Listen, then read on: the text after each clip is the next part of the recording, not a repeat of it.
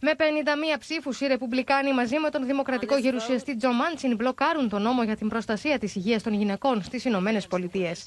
Το νόμο που προωθούσε η κυβέρνηση Μπάιντεν για νομιμοποίηση των αμβλώσεων σε όλη τη χώρα. 3/5 of the senators duly chosen and sworn not having voted in the affirmative. The motion is not agreed to. Elect more MAGA Republicans. If you want to see a nationwide ban on abortion, if you want to see doctors and women arrested, if you want to see no exceptions for rape or incest. Η πρόταση των Δημοκρατικών ήρθε ως προσπάθεια αποτροπής της επικείμενης γνώμης του Ανώτατου Δικαστηρίου, που ενδέχεται να στραφεί κατά του δικαιώματος των αμβλώσεων στις περισσότερες πολιτείες της χώρας. This particular measure the Democrats have today is particularly radical, and I'll call on others to comment on the radical nature of it.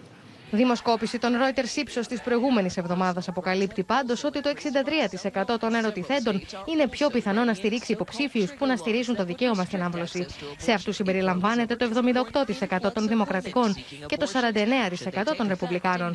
Eliminating the right of women to make decisions about when and whether to have children would have very damaging effects on the economy and would set women back decades. Αν η εν λόγω γνώμη του Ανώτατου Δικαστηρίου τελικά εκδοθεί και με το νομοσχέδιο των Δημοκρατικών να μπλοκάρεται, είναι πιθανό να απαγορευτούν οι αμβλώσεις σε τουλάχιστον 26 αμερικανικές πολιτείες.